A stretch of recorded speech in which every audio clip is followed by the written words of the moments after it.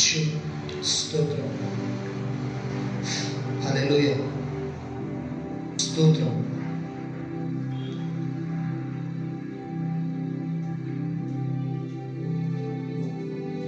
Thank you Holy Spirit.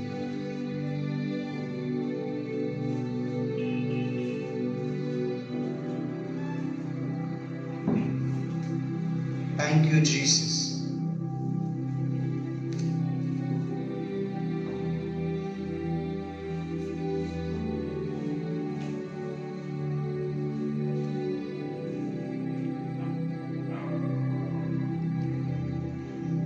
పరిశుద్ధాత్మ నీకే మహిమ.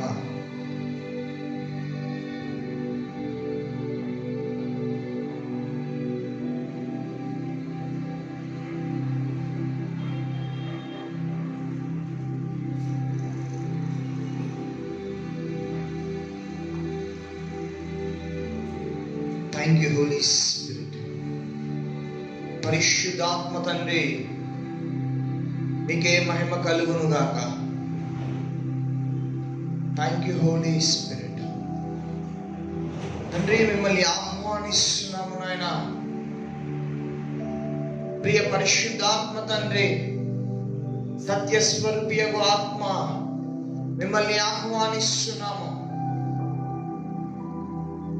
మీకు పూర్తి సమయం ఇస్తున్నాము నాయన.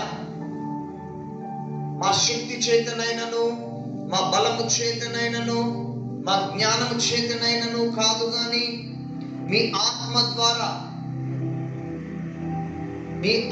ద్వారా ఇక్కడ గొప్ప కార్యము జరుగును గాక. ఈ లైవ్ కార్యక్రమం అంతా కూడా మీ ఆత్మ సహాయం మాకు కావాలి. ఈ పునరుద్ధానపు దినమున మమ్మల్ని మీ శక్తితోని నింపండి. ఈ లైవ్ చూస్తున్న ప్రతి విశ్వాసిని మీ ఆత్మతోని నింపండి. మీ ఆత్మతోని నింపండి. మీ ఆత్మతోని నింపండి. మీ ఆత్మతోని నింపండి. Thank you Lord. మీకే మహిమ కలుగును గాక. మీకే మహిమ కలుగును గాక. Thank you Holy Spirit. O Jesus. హల్లెలూయా, హల్లెలూయా, గ్లోరీ. మీ ఆత్మను మా మధ్యలో ఉంచున్నావు.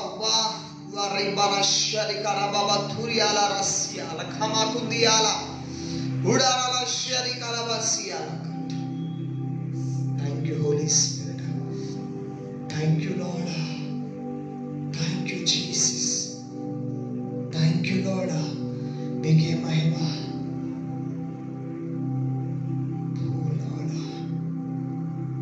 దినం ఎంతో మందితోని మాట్లాడాలని ఆశపడుతున్నాం.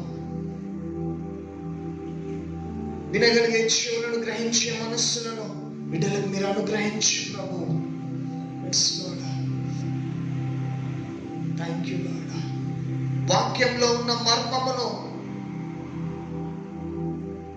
వారు తెలుసుకునే శక్తిని, వివేచనను వారికి దయచేయి. నీకే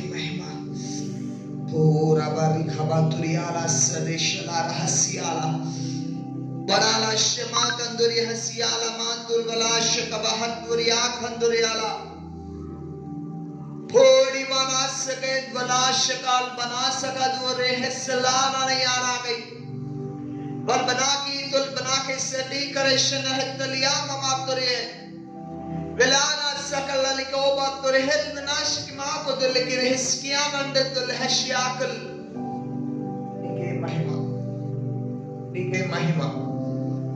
థ్యాంక్ యూ జీసస్. మీ ఆత్మ మధ్యలో ఉంచుతున్నావు. ఇలా చూస్తున్నా ప్రతి గృహాలను మీరు దర్శిస్తున్నావు. మరి ప్రక్కన మీరున్నావు. నీకు వందనాలు, స్తోత్రాలు. ఎక్కడైతే నా నామమున 2 లేక 3 కూడి ఉందురో అక్కడ ఉంటానని వాగ్దానం చేసిన దేవుడు, నీకు వందనాలు. ఈ లైవ్ కార్యక్రమాన్ని, నెట్వర్క్ అంతా కూడా మీ ఆధీనంలో ఉంచుకోండి ప్రభువా. అపవాది ప్లాన్స్ అన్నిటినీ కూడా మీరు బ్రేక్ చేయండి. పూర్తిగా మీ ఆధీనంలో తీసుకోండి ప్రభు. పూర్తిగా మీ ఆధీనంలోనికి తీసుకోండి. ఆ బలవంతుని, ఆ బలవంతుని ప్రయోగాలని నజరేయుడైన యేసు నామములో బంధిస్తున్నాను. బలవంతుని బంధిస్తున్నాము యేసు నామములో. నీకే మహిమ కలుగును గాక.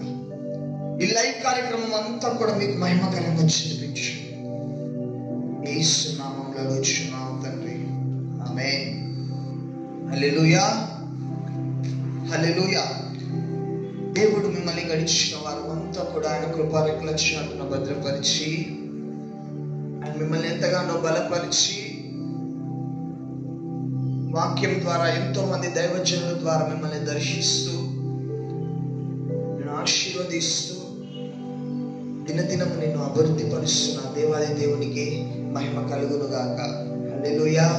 కాబట్టి ఈ దినము పరిశుద్ధాత్మ దేవుడు మిమ్మల్ని దర్శించాలని మంచి వర్తమానంతోని, పరలోకంలో తండ్రి అయిన దేవుడు, కుమారుడైన యేసుక్రీస్తు ప్రభువు, పరిశుద్ధాత్మ దేవుడు పరలోకంలో మానవుల గురించి, భూలోకంలో ఉన్న మానవుల గురించి ఏ విధముగా ఒక శ్రద్ధ కలిగి ఉన్నాడో, ఏ విధముగా ఆలోచన కలిగి ఉన్నాడో నువ్వు గ్రహించే విధముగా ఈ దినము పరిశుద్ధాత్మ దేవుడితో మాట్లాడాలని ఆశపడుతున్నాడు. కాబట్టి మనం వర్తమానంలోనికి వెళ్దాం. స్తోత్రం. ఈ దిన అంశము దేవుని యొక్క సమాధానము. హల్లెలూయా. దేవుని యొక్క సమాధానం. దేవుడు పాత నిబంధన గ్రంథంలో మనము చూసుకున్నట్లయితే ప్రవక్తలతోనే మాట్లాడేవాడు. దేవుని యొక్క ఆత్మ ప్రవక్తల మీదకి వచ్చేది. హల్లెలూయా. ఆయన ఆత్మ, ఆ పరిశుద్ధ ఆత్మ ప్రవక్తల మీదకి వచ్చినప్పుడు ప్రతి ఒక్క ప్రవక్త, ప్రతి ఒక్క దైవజనుడు యేసయ్యను గురించి ప్రవచించడం జరిగింది. హల్లెలూయా. యేసయ్య వస్తున్న, మనుష్య కుమారుడు భూలోకానికి వస్తున్న విషయం గురించి ప్రతి ఒక్క ప్రవక్త ప్రవచించడం జరిగింది. బైబిల్ గ్రంథంలో, పాత నిబంధన గ్రంథంలో చూసినట్లయితే ప్రతి ఒక్క ప్రవక్త దేవుని ఆత్మ, పరిశుద్ధాత్మ ఎప్పుడైతే వారి మీదకి వచ్చిందో యేసయ్యను గురించి ప్రవచించసాగారు. మనుష్యుని యొక్క పాపమంతా కూడా యేసయ్య, మనుష్య కుమారుడు వచ్చి ఆయన మీద వేసుకొని మరణించి తిరిగి లేస్తారని ఎన్నో రకాలుగా, ఎన్నో రీతిలుగా ప్రవచించడం అనేది జరిగింది. హల్లెలూయా. దేవుని యొక్క సమాధానము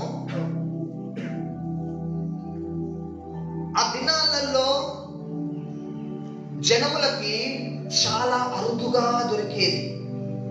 దేవుని యొక్క వాక్కు ఆ దినములలో చాలా తక్కువగా దొరికేది.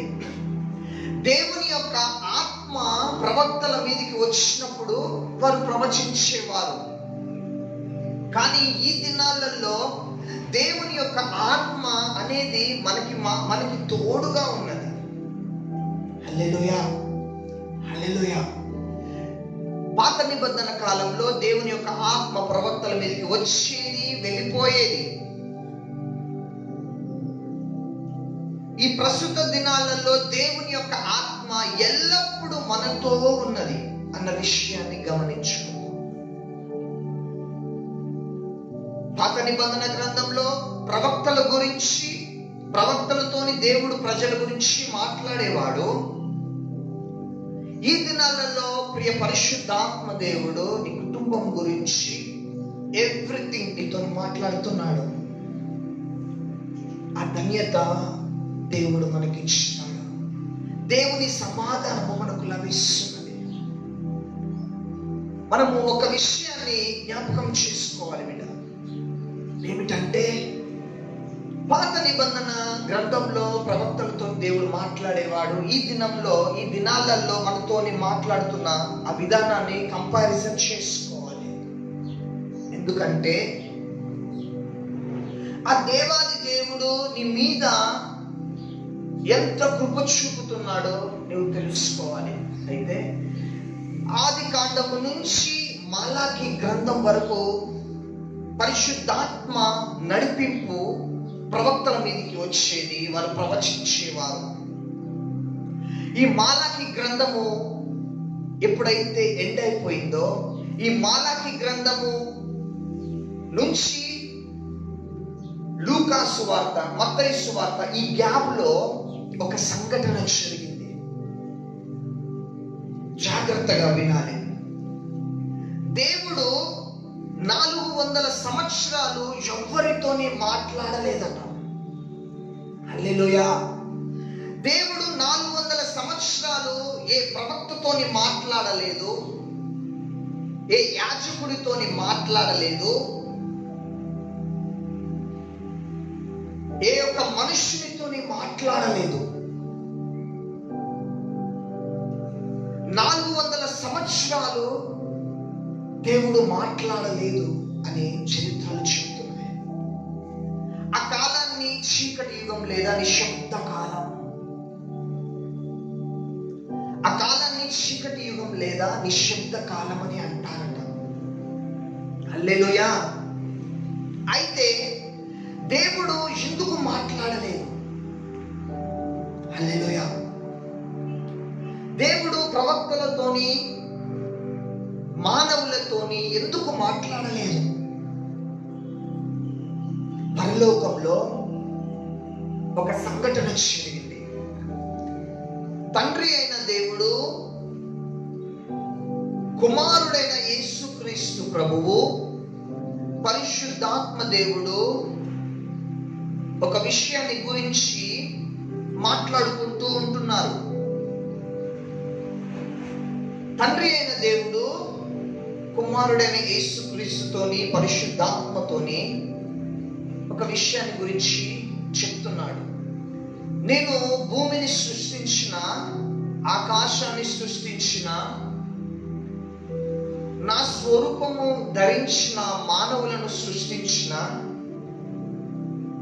అయితే ఆ మానవులు నా నియమానికి వ్యతిరేకముగా నడుచుకుంటారు,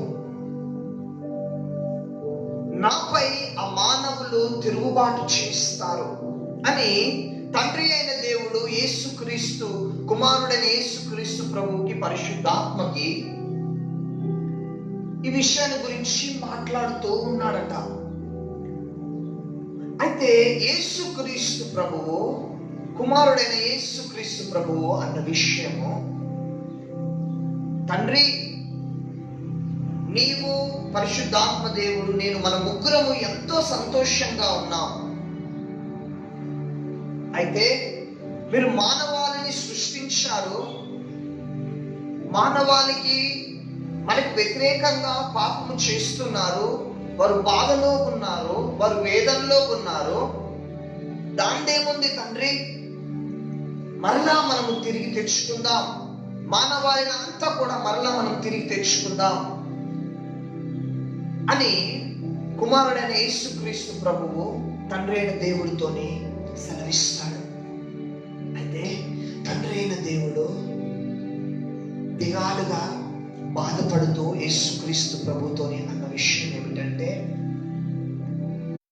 ఆ సర్వ మానవాళి తిరిగి మరలా మన యుద్ధకి రావాలి అంటే అలోక సహందురి, నా కుమారుడా, ఆ మానవాళి కోసము నీవు మరణించాలి. అది ఎనలేని బాధ, నాకు తట్టుకోలేని వేదన అని తండ్రి అయిన దేవుడు బాధపడుతూ యేసుక్రీస్తు ప్రభుతోని చెప్తూ ఉంటాడు. అయితే యేసుక్రీస్తు ప్రభువు ఆ విషయాన్ని ఎప్పుడైతే తెలుసుకుంటాడో, తండ్రి కుమారుడైన యేసుక్రీస్తు ప్రభు అంటాడు, మన ముగ్గురం సంతోషంగా ఉన్నాం,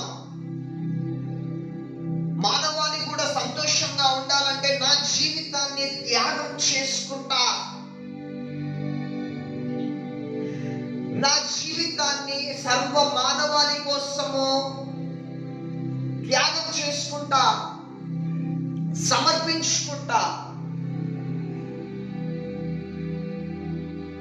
నా యొక్క మరణం వలన, నా యొక్క త్యాగం వలన మానవాళి అందరూ కూడా సంతోషంగా ఉంటారు, మీరు సంతోషంగా ఉంటారు అని అనగానే తండ్రి అయిన దేవుడు చాలా సంతోషపడినాడు. కుమారుడని యేసుక్రీస్తు ప్రభువు, పరిశుద్ధాత్మ దేవుడు తండ్రి అయిన దేవుడిని బలవంతం చేస్తున్నారు. మీరు సంతోషంగా ఉండాలి, మీరు సంతోషంగా ఉండాలి అనగానే లూకా సువార్త 1వ అధ్యాయము 11వ వచనాన్ని మనం చూద్దాము. అందరు బైబిల్స్ తీయండి బిడ్డ.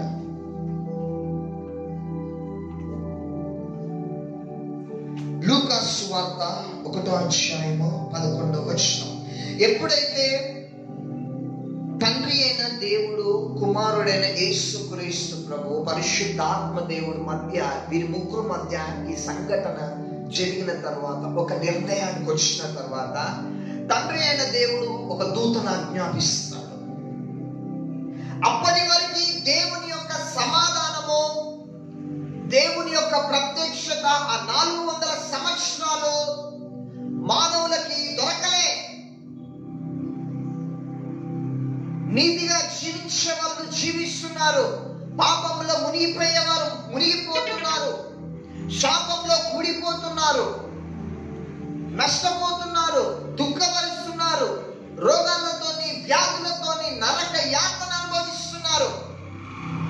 దేవుని యొక్క సమాధానం వారి చింతకి దొరకలే 400 సంవత్సరాలు. పరలోకంలో ఎప్పుడైతే తండ్రి అయిన దేవుడు, కుమారుడైన యేసుక్రీస్తు, పరిశుద్ధాత్మ దేవుడు సంభాషణ జరిగిన తర్వాత, తండ్రి అయిన దేవుడు దైవదూతను, ఒక దూతను ఆజ్ఞాపిస్తాడు. అదేంటో చూద్దాం. లూకా సువార్త 1వ అధ్యాయం 11వ వచనం నుంచి 14వ వచనం వరకు చదువుకుందాం. ప్రభు దూత ధూప వేదిక కుడివైపున నిలిచి అతనికి కనబడగా, జకర్యా అతన్ని చూచి తొందరపడి భయపడిన వాడాయను. అప్పుడు ఆ దూత అతనితో, జకర్యా భయపడకుము, నీ ప్రార్థన వినబడినది, నీ భార్య అయిన ఎలిజబెతు నీకు కుమారుని కను, అతనికి యోహాను అను పేరు పెట్టుదువు. హల్లెలూయా.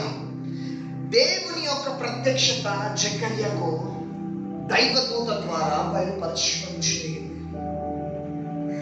యోహాను అనే కుమారుణ్ణి దేవుడు ఇచ్చిన తర్వాత, మనుష్య కుమారుడు యేసుక్రీస్తు ప్రభువు భూలోకానికి మరియమ్మ గర్భంలో రావడం జరిగింది.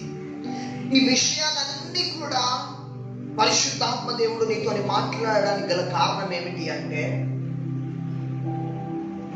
నీ జీవితంలో దేవుని యొక్క సమాధానము కొన్ని సందర్భాలలో నీకు దొరకదు బిడ్డ.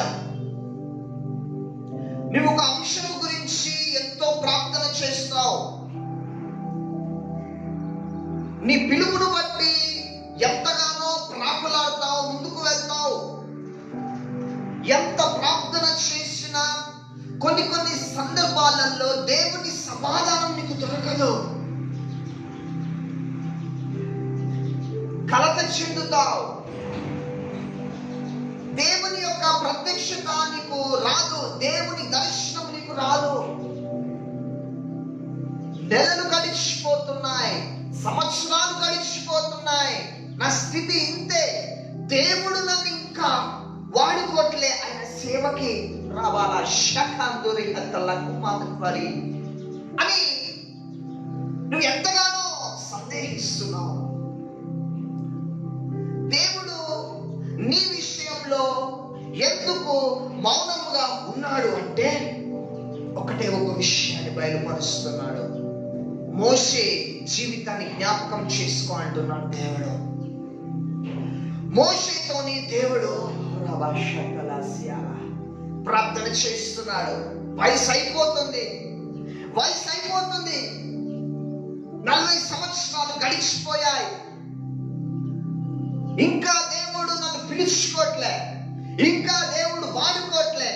అబ్రహాం విషయంలో కూడా దేవుడు వాగ్దానం చేసినాడు, నీ విషయంలో కూడా దేవుడు వాగ్దానం చేసినాడు. నేను నిన్ను పిలుచుకున్నానని దేవుడు వాగ్దానం చేసినాడు. నిన్ను నా సేవకే ఏర్పాటు చేసుకుంటానని దేవుడు వాగ్దానం చేసినాడు. అబ్రహాముకేమో నీకు గర్భాన్ని ఇస్తానని వాగ్దానం చేసినాడు. నీకేమో నిన్ను సేవలో గొప్పగా వాడుకుంటానని వాగ్దానం చేసినాడు. నీకేమో నిన్ను ఆశీర్వదిస్తానని వాగ్దానం చేసినాడు. అబ్రహాంకేమో మంచి గర్భాన్ని ఇస్తానని వాగ్దానం చేసినాడు. అయితే అబ్రహాము ఎదురు చూస్తున్నాడు.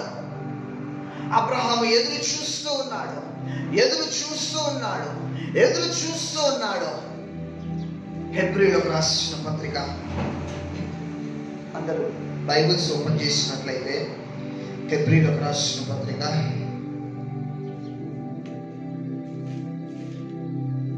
6వ అధ్యాయం 13 నుంచి 16 వచనాలు. Thank you Holy Spirit. హెబ్రీయులకు రాసిన పత్రిక 6వ అధ్యాయం 13 నుంచి 16 వచనాలు. దేవుడు అబ్రహామునకు వాగ్దానం చేసినప్పుడు తనకంటే ఏ గొప్పవాని తోడు అని ప్రమాణము చేయలేకపోయాను గనుక తన తోడు అని ప్రమాణము చేసి నిశ్చయముగా నేను నిన్ను ఆశీర్వదింతును, నిశ్చయముగా నిన్ను విస్తరింపజేయును అని చెప్పెను. 15వ వచనం. ఆ మాట నమ్మి అతడు ఓర్పుతో సహించి ఆ వాగ్దాన ఫలము పొందెను. మనుషులు తమ కంటే గొప్పవాని తోడు అని ప్రమాణం చేతురు.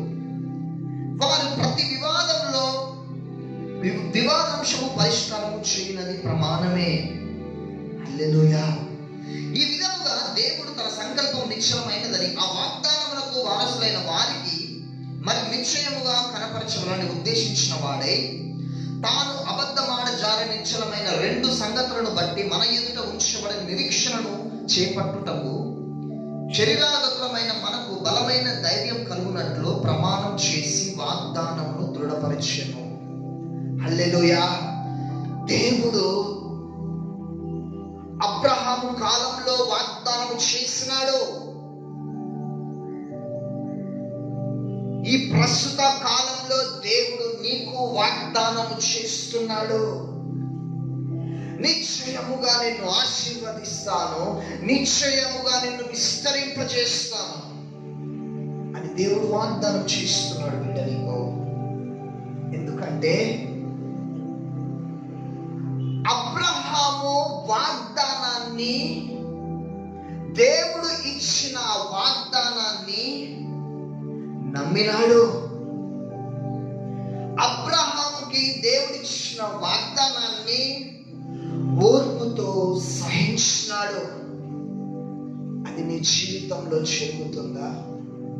ఇంకా దేవుని సమాధానము నాకు రాట్లే, దేవుని సమాధానం ఇంకా ఆయన యుద్ధ నుంచి రాట్లే అని నీవు ఎదురు చూస్తున్నావేమో. కానీ కొన్ని విషయాలలో దేవుడు మౌనంగా ఉండడానికి కారణం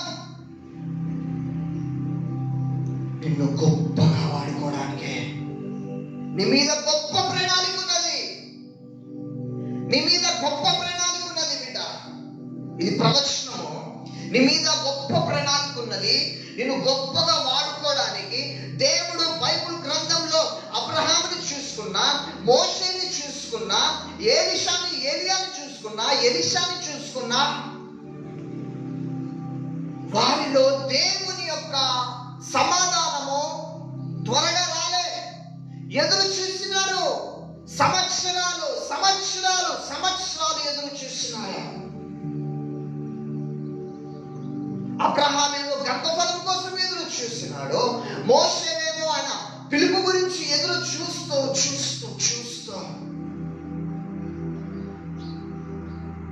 చివరికి దేవుని సమాధానం ఏమిటి అంటే నేను గొప్పగా ఉన్నతమైన స్థానంలో వాడుకోవాలని. దేవుని సమాధానం రావట్లేదని నువ్వు ఎదురు చూడొద్దు బిడ్డ. నిన్ను దేవుడు వాడుకుంటాడు. ఎదురు చూడు, ఓర్పుతో సహించు. అందరిని దేవుడు వాడుకుంటున్నాడు. అందరిని దేవుడు ఆశీర్వదిస్తున్నాడు. అందరిని దేవుడు పరిచయం చేస్తున్నాడు. నేను ఇంకా 4 గోడల మధ్యలో ఉన్నా, నేను ఇంకా చాప కింద నీరు వలే ఉన్నా అని నువ్వు బాధపడుతున్నావా? నీ మీద ఉన్నతమైన ప్రణాళిక ఉన్నది. ఈ భారతదేశంలో ఎంతో మంది దైవజనులు అభిషేకంతో లేపబడబోతున్నారు. ప్రపంచానికి దేవుడు పరిచయం చేయబోతున్నాడు. దేవుని యొక్క ఆత్మ భారతదేశం మీద అల్లాడుతున్నది, ఎదురు చూస్తున్నది. ఎంతో మంది యవ్వనస్తులని దేవుడు లేపుకుంటాడు, అభిషేకించుకుంటాడు, ప్రపంచానికి పరిచయం చేస్తాడంతే. హల్లెలూయా. రామాలా సీకాద షకరహ తులియ హద్రియా. నిన్ను విస్తరిస్తాడు. ఎంతో మంది యవ్వనస్తులు భారతదేశంలో, నీ యొక్క గ్రామంలోనే కావచ్చు, నీ పట్టణంలోనే కావచ్చు, నీ జిల్లాలోనే కావచ్చు, దేవుడు చాలా మందిని లేపుకుంటాడు. అందులో నువ్వు నేను ఒకరం. కానీ నీ పిలుపు మాత్రము చిన్న పిలుపు అనుకోవద్దు. దేవునికి నీవు ఉన్న నమ్మకత్వాన్ని బట్టి, దేవునితోని గడిపే ప్రార్థన జీవితాన్ని బట్టి నీ మీద బాధ్యతలు పెంచుతాడు. నీ మీద బాధ్యతలు పెంచుతాడు. నువ్వు దేవునితోని ఎంత గడుపుతావో అంత బాధ్యతలు పెంచుతాడు. దేవునితోని ఎంత సహవాసం చేస్తావో అంత బాధ్యతలు పెంచుతాడు. ఎందుకంటే నువ్వు ఇంకా దేవుని సమాధానం రాలేదు, నాకు దేవుని సమాధానం దొరకట్లేదు అని ఎదురు చూస్తున్నావు. ఎదురు చూడు, ఓర్పుతోని సహించు. కానీ దేవుడు మాత్రం నిన్ను విడిచిపెట్టి వెళ్ళలేదు బిడ్డ. దేవుడు మాత్రం నిన్ను విడిచిపెట్టి వెళ్ళలేదు. దేవుని మనస్సు ఏంటో నీకు ఇంకా అర్థం కావట్లేదు. ఆయన నీ మీద చూపుతున్న ప్రేమ ఏంటో, శ్రద్ధ ఏంటో నీకు అర్థం కావట్లేదు. ఎప్పుడైతే తండ్రి అయిన దేవుడు సర్వ మానవాళి అంతా మన చెంతకు రావాలంటే కుమారుడైన నీవు వారి కోసం మరణించాలి అన్నాడు. ఆ విషయం తెలిసిన కుమారుడైన యేసుక్రీస్తు ప్రభువు ఏ మాత్రం ఆలోచించలే, తన జీవితాన్ని త్యాగం చేసుకున్నాడు. పరలోకాన్ని విడిచిపెట్టినాడు, ఆయన సింహాసనాన్ని విడిచిపెట్టినాడు. ఈ భూలోకానికి ఎందుకు వచ్చినాడు అంటే నీ హృదయంలో సమాధానాన్ని, శాంతిని నింపడానికి బిడ్డ. నీ గురించి దేవుడు ఎంతో ఆలోచిస్తున్నాడు. నీ తల్లిదండ్రులు ఆలోచించారు ఆ విధంగా, నీ బంధుమిత్రులు ఆలోచించారు ఆ విధంగా, ఆత్మీయులు ఆలోచించారు ఆ విధంగా. యేసయ్య నీ కోసం ఆలోచిస్తున్నాడు. దేవుడు నిర్ణయం తీసుకున్నాడు నీ మీద, అంతే. నిన్ను లేపుతాడు బిడ్డ, గొప్పగా లేపుతాడు. అనేక జనముల మీద నిన్ను నిలబెడతాడు. 400 సంవత్సరాల తర్వాత జకర్యా దగ్గరికి ఏ దైవదూత వచ్చిందో అదే దైవదూత నీ దగ్గరికి రాబోతుంది. దేవుని వాక్కు, ఆయన దర్శనము విడుదల కాబోతున్నది, అంతే.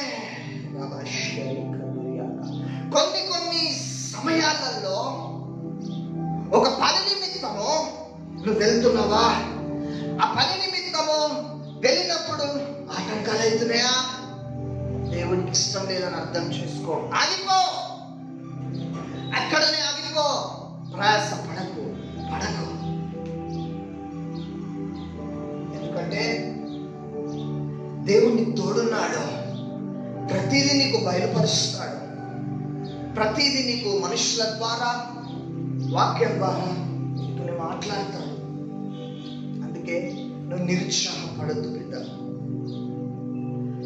నువ్వు నిరుత్సాహపడద్దు. ఇంకా నన్ను దేవుడు పిలుచుకోడు, ఇంకా సేవలో వాడుకోడని నువ్వు డిస్కరేజ్మెంట్ కావద్దు, బాధపడద్దు. ఎందుకంటే నీ స్థితిని మార్చే దేవుడు ఆయన్నే. నువ్వు ఎంత తొందరపడి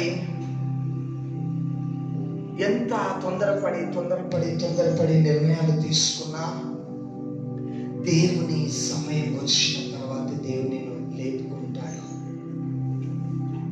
ప్రతిదీ కూడా వివేచనతోనే అడుగు ముందుకు వేయి.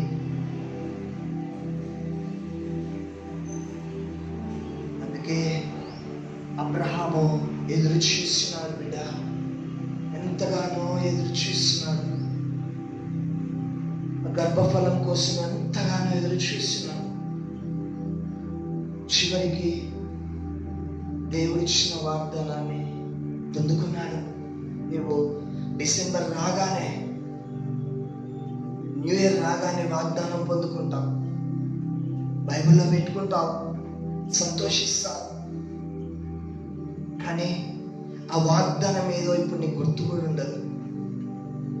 ఎందుకంటే దేవుడు ఇచ్చిన వాగ్దానాన్ని నువ్వు నమ్మాలి మొదటిగా, అబ్రహాం వలె. అప్పుడు ఆ వాగ్దానం నీ జీవితంలో నెరవేరుతుంది.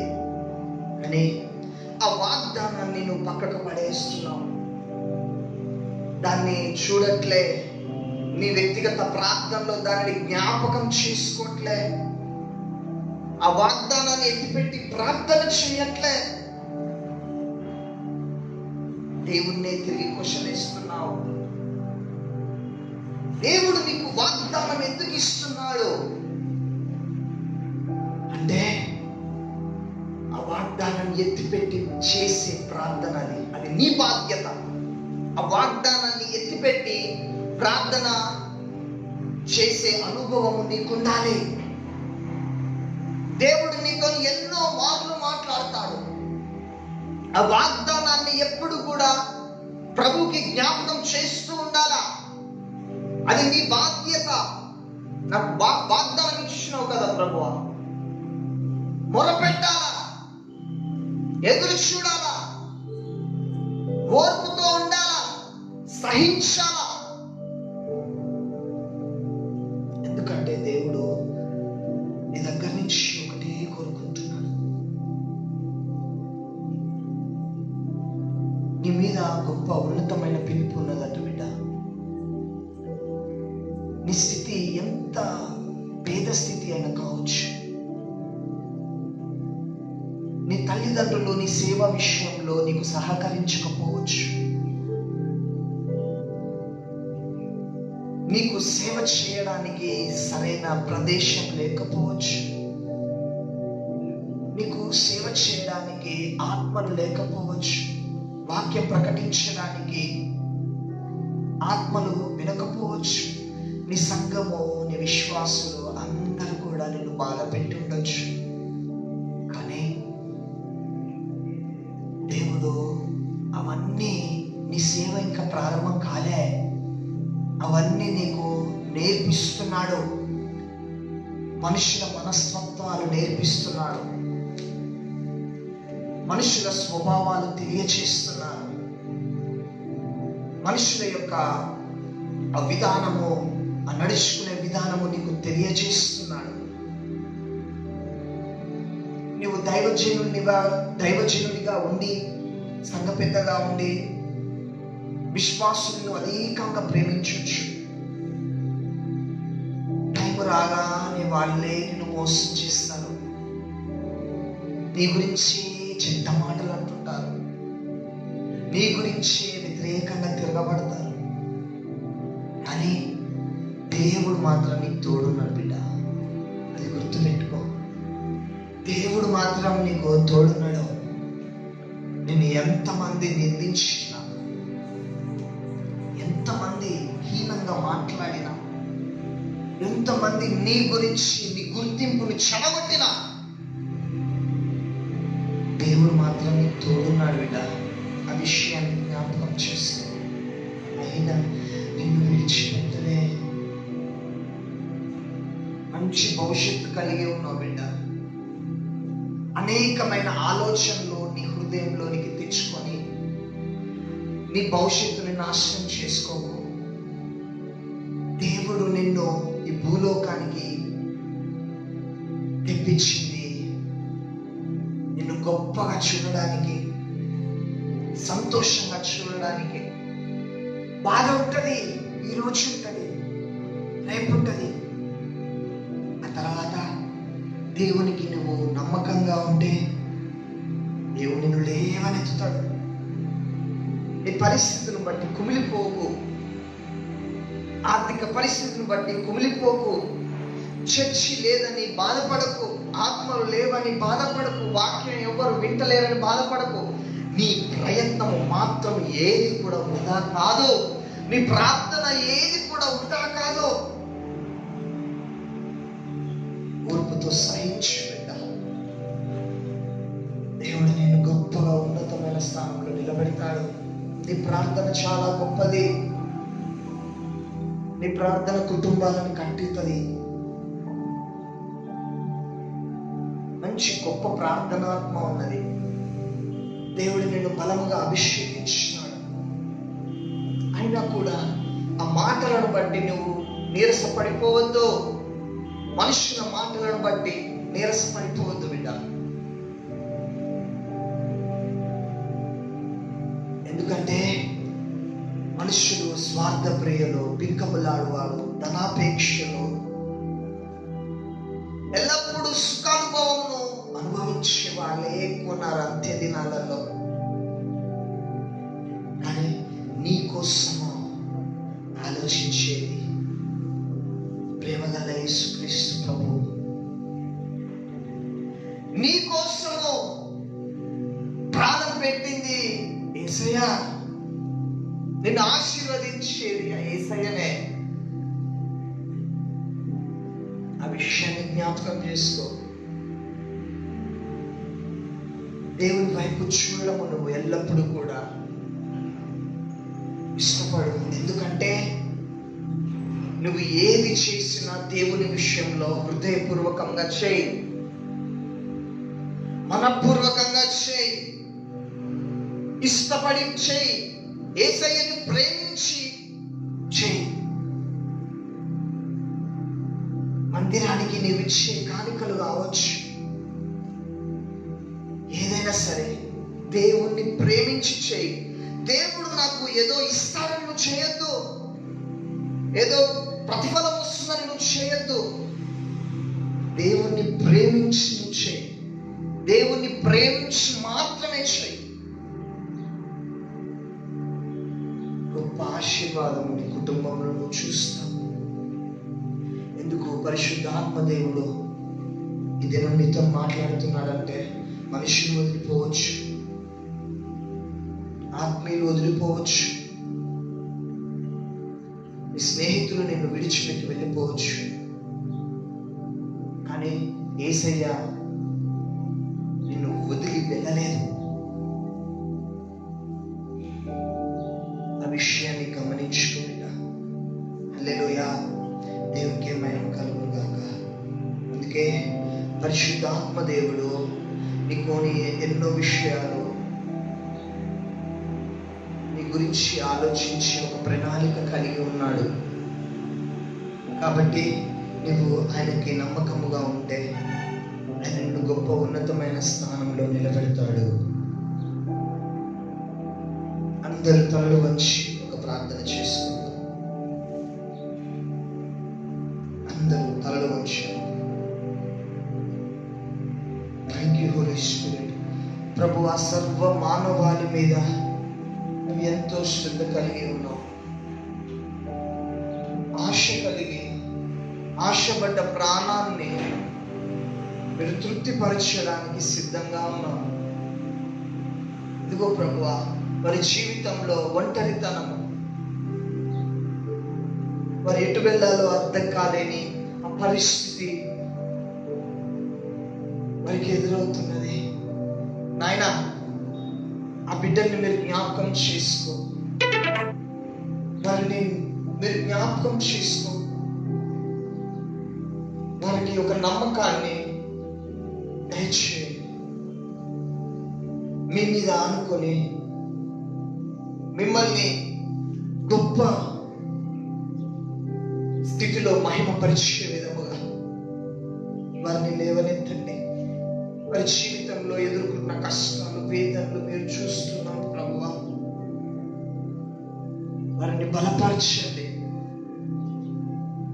వారి యొక్క జీవితంలో ప్రభువా ఏది ఆశపడుతున్నారో, ఏ విధంగా ఉండాలని ఇష్టపడుతున్నారో, వారు ఆ విధంగా ఉండుటకు వారిపై కృప చూపండి ప్రభువా. వారికి ఏది కూడా ప్రభు ఎంత మాత్రమును కూడా తక్కువ కాకుండా సమస్తమును సమకూర్చే దేవుడవు నీవు. సమకూర్చండి యేసయ్యా. ప్లీజ్ వారిని తాకండి. అనారోగ్యాలునే ముట్టండి ప్రభువా. ఇప్పుడే వారిని తాకండి. ఎవరిలోనైనా ప్రభువా కరుణ గురించి కావచ్చు, అనుమానాలు కావచ్చు, కరుణ గురించి అనుమానాలు ఏమున్నాయి అన్ని తీసివేయండి. వారిని మీరు తాకి ముట్టి స్వస్థపరిచి, ఎవరైతే ఉపవాసం చేస్తున్నారో వారి ప్రార్థన, వారి మొర ఆలకించి వారిని గొప్ప ఉన్నతమైన స్థానంలో వారిని నిలబెట్టు ప్రభువా.